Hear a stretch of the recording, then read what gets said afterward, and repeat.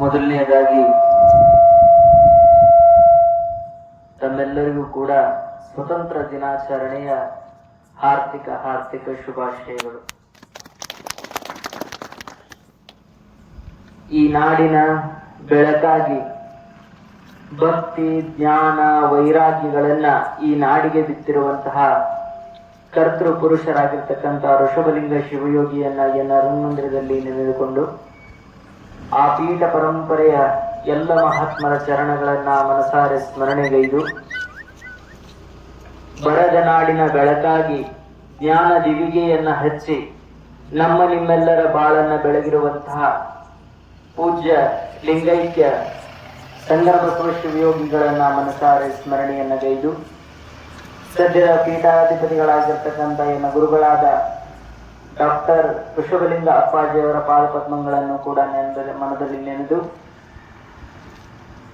ಈ ಸುಂದರ ಸಮಾರಂಭದಲ್ಲಿ ನೆರೆದಿರುವಂತಹ ಎಲ್ಲ ಯುವ ಪಡೆ ಹಾಗೂ ಭಕ್ತ ಬಂಧುಗಳೇ, ದೇಶಾಭಿಮಾನಿಗಳೇ, ತಮ್ಮೆಲ್ಲರಿಗೂ ಶರಣಾರ್ಥಿಗಳು. ನಾವೆಲ್ಲರೂ ಕೂಡ ಬಹಳ ಸಂತೋಷದಿಂದ ಆಚರಿಸುವಂತಹ ಹಬ್ಬಗಳು.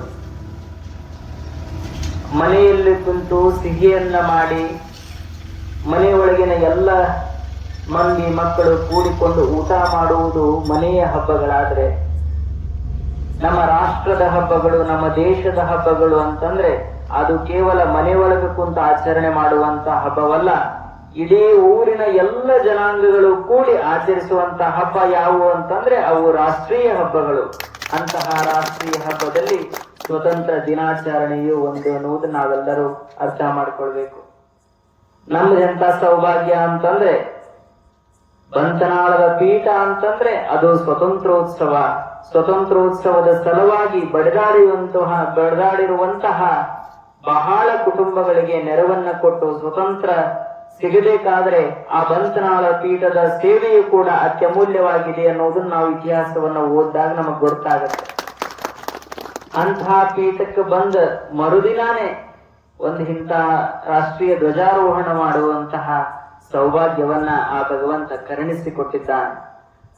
ನಾವೆಲ್ಲರೂ ಅರ್ಥ ಮಾಡ್ಕೊಳ್ಬೇಕು, ಏನು ಹಿಂದ ಮಹಾತ್ಮರು, ತ್ಯಾಗಿಗಳು, ಯೋಗಿಗಳು ಈ ನಾಡನ್ನ ಆಡಿ ಈ ನಾಡಿಗಾಗಿ ಸೇವೆಯನ್ನ ಸಲ್ಲಿಸಿ ತಮ್ಮ ಜನ್ಮವನ್ನ ಕೊಟ್ಟು ನಮಗೆಲ್ಲರಿಗೂ ಸ್ವತಂತ್ರವನ್ನ ಕೊಟ್ಟರು.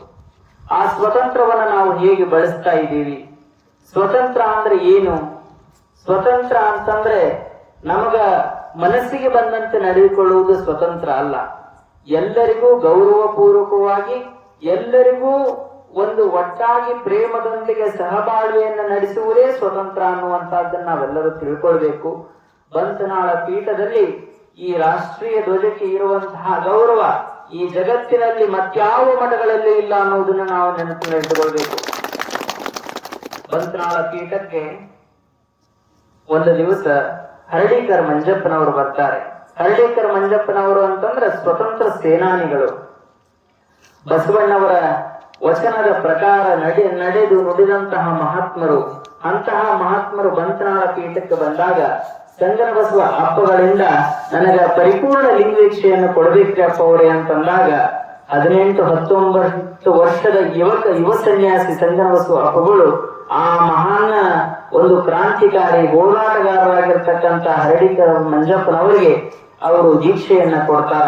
ದೀಕ್ಷೆಯನ್ನ ಕೊಟ್ಟಾಗ, ನೋಡ್ರಿಪ್ಪ, ನೀವಂತೂ ದೊಡ್ಡವರಿದ್ದೀರಿ, ನಾನು ಸಣ್ಣವನಿದ್ದೇನೆ, ನಾನು ದೀಕ್ಷೆಯನ್ನ ಕೊಟ್ಟಾಗ ಮರಳಿ ನಿಮ್ಮಿಂದ ನಾನು ಏನು ಪಡಿಬೇಕ್ರಪ್ಪ, ನನಗೆ ತಿಳಿಯುವುದು ಅಂದಾಗ ಅವಾಗ ಅಪ್ಪ ಅವರು ಮತ್ತೆ ಒಂದ್ ಮಾತು ಹೇಳ್ತಾರ, ನೀವು ನನಗೆ ಏನೂ ಕೊಡುತ್ತಾರ್ರಪ್ಪ, ನಾನು ಇವತ್ತು ನಿಮಗ ಲಿಂಗ ದೀಕ್ಷೆಯನ್ನ, ಸಂಪೂರ್ಣ ಲಿಂಗ ದೀಕ್ಷೆಯನ್ನ ಕೊಟ್ಟಿವಿ, ನೀವೇನು ಕೊಡಬೇಕು ಅಂತಂದ್ರೆ ನನಗ ರಾಷ್ಟ್ರೀಯ ದೀಕ್ಷೆಯನ್ನ ಕೊಡ್ರಿ ಅನ್ನುವಂತಹ ಮಾತನ್ನ ಹೇಳಿದ್ರು.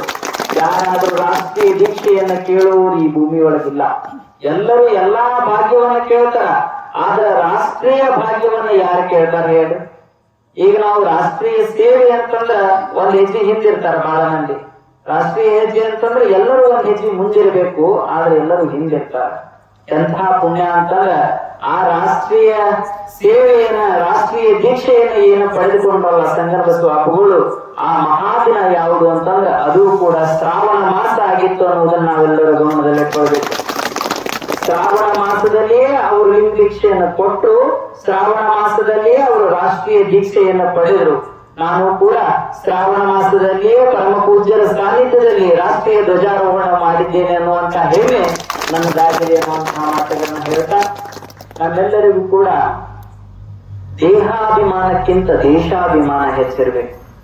ದೇಹಾಭಿಮಾನ ಅಂತಂದ್ರೆ ಏನು? ನಾ ಚಂದಿರ್ಬೇಕು, ನನ್ನ ಕಾಲುಗಳು ಸುಂದರವಾಗಿರ್ಬೇಕು, ನನ್ನ ಕೈಗಳು ಸುಂದರವಾಗಿರ್ಬೇಕು, ನನ್ನ ಮುಖ ಸುಂದರವಾಗಿರ್ಬೇಕು ಅಂತ ನಾವು ಹೆಂಗೆ ಬಯಸ್ತೇವಲ್ಲ, ಹಂಗ ನಮ್ಮ ದೇಶ ಸುಂದರವಾಗಿರ್ಬೇಕು, ನಮ್ಮ ರಾಜ್ಯ ಸುಂದರವಾಗಿರ್ಬೇಕು, ನಮ್ಮ ಊರು ಸುಂದರವಾಗಿರ್ಬೇಕು ಅನ್ನುವಂತ ಪರಿಕಲ್ಪನೆಯನ್ನು ಇಟ್ಟುಕೊಂಡು ನಾವು ದೇಶಕ್ಕೆ ಸ್ವಾತಂತ್ರ್ಯ ತಂದು ಕೊಟ್ಟಿರ್ತಕ್ಕಂಥ ಎಲ್ಲ ಪುಣ್ಯಾತ್ಮರಿಗೆ ಸಾವಿರ ಸಾವಿರ ಶತನಮನಗಳನ್ನ ಸಲ್ಲಿಸಿದ್ರು ಅದು ಅಸಾಮಾನ್ಯ ಆಗ್ತದೆ.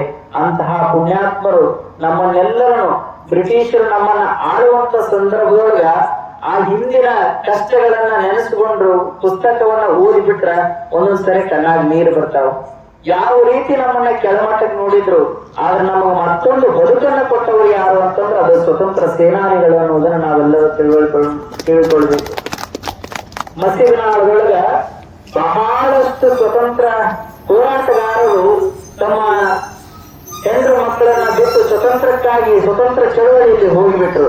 ಆದ್ರೆ ಆ ಎಲ್ಲ ಸ್ವತಂತ್ರ ಚಳವಳಿಯಲ್ಲಿ ಹೋಗಿರುವಂತಹ ಭಕ್ತರಿಗೆ, ಸ್ವತಂತ್ರ ಚಳವಳಿಯಲ್ಲಿ ಹೋಗಿರ್ತಕ್ಕಂಥ ಎಲ್ಲ ಒಂದು ಕುಟುಂಬಗಳಿಗೆ ಅವರಿಗೆ ಉಸ್ತುವಾರಿಯನ್ನ ವಂದಿಸಿ, ಅವರಿಗೆ ಉಸ್ತುವಾರಿಯನ್ನು ವಹಿಸಿಕೊಂಡು ಅವರೆಲ್ಲರಿಗೂ ಆಶೀರ್ವಾದವನ್ನ ಮಾಡಿ ಅವರಿಗೆ ಅನ್ನ ಅಕ್ಷರ ದಾಸೋಹಗಳನ್ನು ನೀಡಿರ್ತಕ್ಕಂಥ ಪೀಠ ಅಂತಂದ್ರೆ ಅದು ಬಂತನಾಳದ ಪೀಠ ಅನ್ನುವುದನ್ನು ನಾವು ನೆನಪು ಮಾಡಿಕೊಳ್ಬೇಕು. ಬಂತನಾಳ ಪೀಠಕ್ಕೂ ರಾಷ್ಟ್ರೀಯತೆಗೂ ರಾಷ್ಟ್ರ ಧ್ವಜಾರೋಹಣಕ್ಕೂ ಅವಿನಾಭಾವ ಸಂಬಂಧ ಇದೆ. ಅಂತಹ ಸಂಬಂಧವನ್ನ ನಾವು ಎಲ್ಲರೂ ಕೂಡಿಕೊಂಡು ಬರುವ ದಿನಮಾನಗಳಲ್ಲಿ ಆ ಸ್ವತಂತ್ರ ಉತ್ಸವಗಳನ್ನ ಅತಿ ವಿಜೃಂಭಣೆಯಿಂದ ಇವತ್ತು ಎಂತ ಸೌಭಾಗ್ಯ ಅಂತಂದ್ರೆ ಯಾವಾಗ ನಮಗ ಸ್ವತಂತ್ರ ಸಿಕ್ಕತಲ್ಲ ಆ ಕ್ಷಣಕ್ಕೆ ಸ್ವತಂತ್ರ ದಿನಾಚರಣೆಯನ್ನ ಆಚರಿಸುವಂತಹ ಒಂದು ಕ್ಷಣ ಇಲ್ಲಿ ಆಗಿದೆ. ತಮ್ಮೆಲ್ಲರಿಗೂ ಕೂಡ ನನ್ನನ್ನ ಕರೆಸಿ ಇಲ್ಲಿ ಧ್ವಜಾರೋಹಣವನ್ನ ಮಾಡಿ ನನ್ನನ್ನ ನಾನು ಪುಣ್ಯಾತ್ಮನನ್ನಾಗಿ ಮಾಡಿಕೊಳ್ಳುವಂತ ಒಂದು ಅವಕಾಶವನ್ನು ಮಾಡಿಕೊಟ್ಟಿರ್ತಕ್ಕಂಥ ತಾಂಬಾ ಗ್ರಾಮದ ತಮಗೆಲ್ಲರಿಗೂ ಕೂಡ ನನ್ನ ಅನಂತ ವಂದನೆಗಳನ್ನು ಸಲ್ಲಿಸಿ ನನ್ನ ಎರಡು ಮಾತುಗಳನ್ನ ಮುಗಿಸ್ತೇನೆ.